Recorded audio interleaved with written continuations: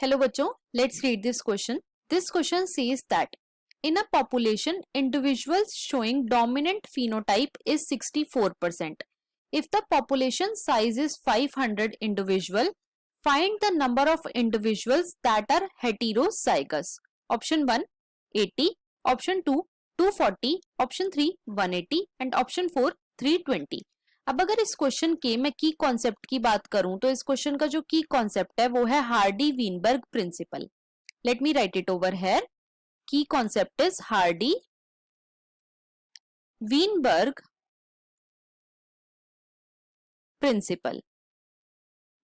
तो बच्चों Hardy-Weinberg principal क्या कहता है? हार्डी-वीनबर्ग प्रिंसिपल बोलता है कि एक लार्ज पॉपुलेशन जिसके अंदर रैंडम मेटिंग हो रही है, उस पॉपुलेशन की जो अलील की फ्रीक्वेंसी होगी, अलील फ्रीक्वेंसी, ये स्टेबल और कांस्टेंट रहेगी from generation to generation. Stable and constant from generation to generation. और जो अलील की फ्रीक्वेंसी का सम आएगा वो आएगा इक्वल टू 1. अब हम बात करेंगे about Hardy Weinberg equation. Hardy Weinberg equation. तो बच्चों हार्डी-वीनबर्ग इक्वेशन क्या है? वो है p square plus 2pq plus q square is equal to 1. p क्या रिप्रेजेंट कर रहा है?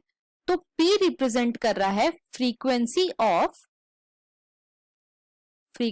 Of homozygous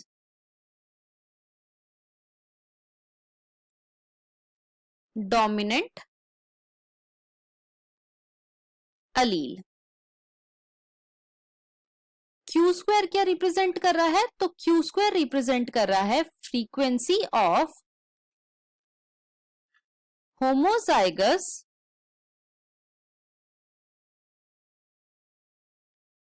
recessive allele.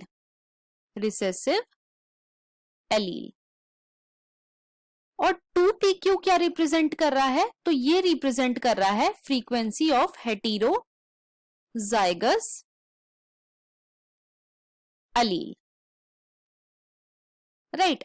अब देखो क्वेश्चन में हमें गिवन है पॉपुलेशन के साइज के बारे में. पॉपुलेशन साइज, और वो बच्चों हमें कितना गिवन है? तो वो हमें गिवन है 500, विच इज 500. साथ ही साथ हमें गिवन है डोमिनेंट फिनोटाइप.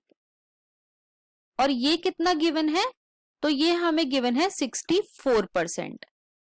अब अगर डोमिनेंट फिनोटाइप 64% है और पॉपुलेशन का साइज 500 है, तो यहां से मैं इंडिविजुअल विद डोमिनेंट फिनोटाइप निकाल सकती हूँ. वो मैं कैसे निकालूंगी? वो हम निकालेंगे बाय 500 इंटू 64 अपॉन में 100, which will be equal to 320. ये 320 क्या आए? तो बच्चों ये आए individual with dominant phenotype. Individual with dominant phenotype.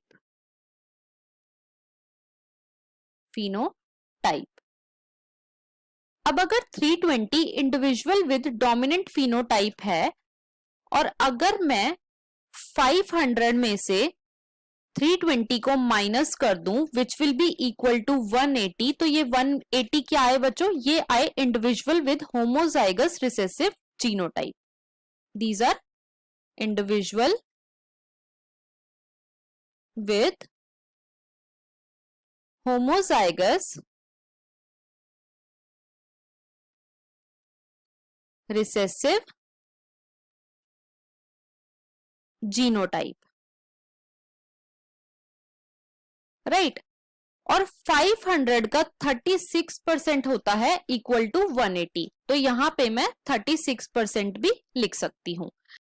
अब ये 36% क्या आई है, तो ये आई है frequency of homozygous recessive genotype which is equal to Q square.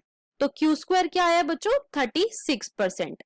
अब यहां से मैं क्यू फाइंड कर सकती हूँ which will be equal to under root of Q square, और क्यू स्क्वायर कितना है 36%, right, which is equal to 0.6। 0.6 क्या आ गया, क्यू आ गया, क्यू इज 0.6। अब हमें पता है कि P plus Q is equal to 1 होता है, तो यहां पे हमें Q गिवन है तो हम P फाइंड आउट कर सकते हैं। P will be equal to 1 minus 0.6 which is 0.4। तो यहां पे हमें P आ गया। अब क्वेश्चन में हमें हेटेरोजाइगस इंडिविजुअल निकालने हैं, मतलब कि 2PQ निकालना है। तो 2 इंटू P कितना था 0.4 और Q कितना था 0.6। ये कितना आएगा बच्चों, ये आएगा 0.48।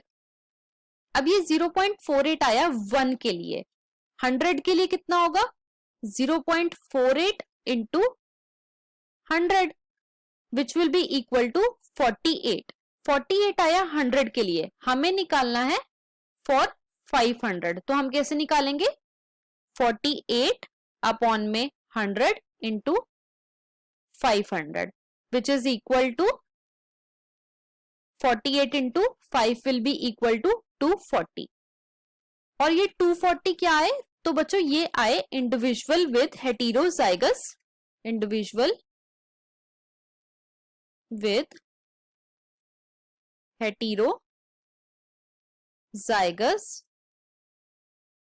अलील, राइट। अब हम अपने ऑप्शंस को चेक करते हैं। ऑप्शन 1 में हमें गिवन है 80, ये रॉन्ग है। ऑप्शन 2 में हमें गिवन है 240, ये बिल्कुल करेक्ट है। ऑप्शन 3 में हमें गिवन है 180, ये भी रॉन्ग है। और ऑप्शन 4 में हमें गिवन है 320, ये भी रॉन्ग है। तो हमारा यहाँ पे जो फाइनल आंसर हो जाता है वो है ऑप्शन नंबर 2।